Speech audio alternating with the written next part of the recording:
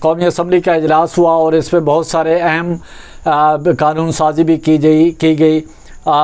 رکن قومی اسمبلی جمعیت علماء اسلام کا جن سے تعلق ہے نور عالم خان، انہوں نے متعدد بلز بھی جو اس میں قومی اسمبلی کے اجلاس میں پیش کیے اور جن کو متعلقہ قائمہ کمیٹی کے سپرد وہ بل کر دیے گئے. تو آج جو اہم ٹاپک ہے وہ بلوچستان سے تعلق رکھنے والے رکن قومی اسمبلی، انہوں نے اپنی نشست سے استعفیٰ دیا. وہ قومی اسمبلی میں بولنا چاہ رہے تھے تو اسپیکر قومی اسمبلی نے ان کو بولنے کی اجازت نہیں دی، اور جس کے بعد پھر وہ آ کے انہوں نے پریس کانفرنس کی اور انہوں نے اپنے استعفے کی وجوہات بتائیں، اور اس میں پھر آگے ان کا استعفیٰ کس اہم شخصیت کے کہنے پہ استعفیٰ فوری طور پر منظور نہ کرنے کا فیصلہ کیا گیا. یہ آج کا اہم ٹاپک ہے، وہ ہم آپ کی نظر کرنا چاہتے ہیں. تو بلوچستان کی بات کریں، سردار اختر مینگل جو ہے ایک سیاسی گھرانے سے ان کا تعلق ہے. سردار عطا اللہ مینگل کے وہ صاحبزادے ہیں اور وہ وزیر اعلیٰ سابق وزیر اعلیٰ بلوچستان رہے ہیں، اور انہوں نے وہاں پر حکومت بھی کی، اور اس کے بعد پھر مشرف دور میں وہ جیل میں بھی گئے. پھر پیپلز پارٹی کی جب گورنمنٹ آئی تو پیپلز پارٹی نے ان کو رہا کیا، اور جس کے بعد پھر نواز شریف کے ساتھ بھی حکومت میں رہے.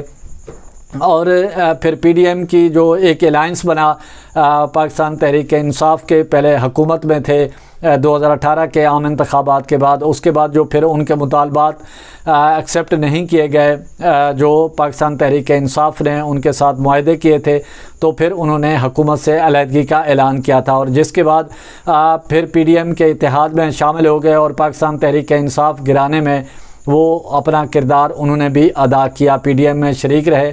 اور پھر نواز شریف کو وطن واپس لانے میں پی ڈی ایم کا بہت اہم کردار ہے.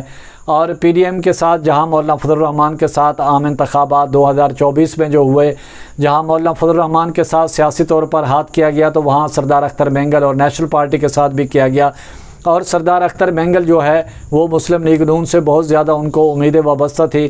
سابق وزیر اعظم نواز شریف کے ساتھ بھی ان کے تعلقات رہے، اور وزیر اعظم شہباز شریف کے ساتھ وہ ان کمفرٹ ہیں، جیسے مولانا فضل الرحمان ہے، سردار اختر مینگل ہے. تو سردار اختر مینگل نے آج قومی اسمبلی کی نشست سے، جیسا کہ آپ کو معلوم ہے کہ انہوں نے اپنا استعفیٰ دیا، تو انہوں نے کہا کہ بلوچستان جل رہا ہے، بلوچستان کا کسی کو احساس نہیں ہے، وہ ہاتھ سے بلکہ چلا گیا ہے.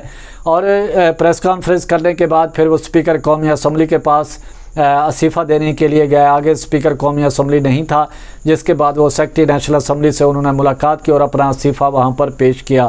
تو اہم سیاسی شخصیات نے رابطہ کر کے اسپیکر قومی اسمبلی کو سردار اختر مینگل کا استعفیٰ منظور نہ کرنے کا کہا، اور جس کے باعث پھر اسپیکر قومی اسمبلی جو ہے فوری طور پر چیمبر چھوڑ کر ان کو جانا پڑا. اور اسپیکر قومی اسمبلی نے پھر بعد میں کہا کہ سردار اختر مینگل کا جو استعفیٰ ہے اس کو فوری طور پر منظور نہیں کیا جائے گا، اس کو دیکھا جائے گا، اور ہو سکتا ہے کہ اسپیکر قومی اسمبلی آنے والے چند دنوں میں سردار اختر مینگل کے ساتھ بھی رابطہ کریں.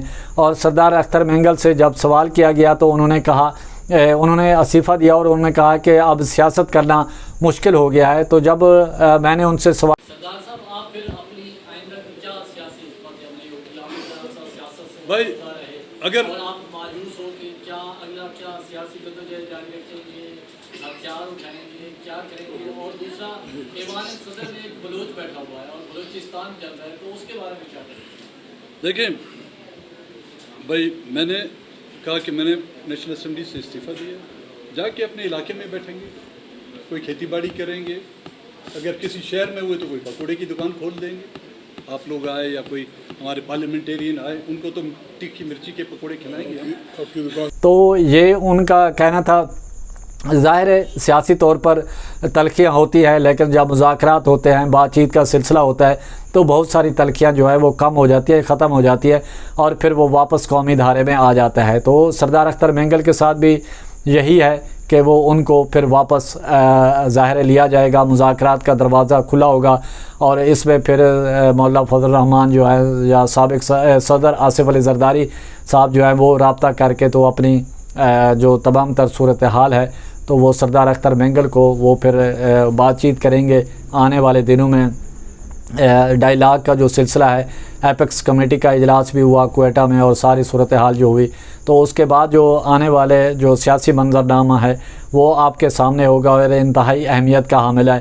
وہ وقت ثابت کرے گا کہ آنے والا سیاسی منظرنامہ کیسا ہوگا۔ اسی کے ساتھ پرچار کی ٹیم کو اجازت دیں۔ گرد و نواح کا خاص خیال رکھیں، لوگوں کے لیے آسانیاں پیدا کریں۔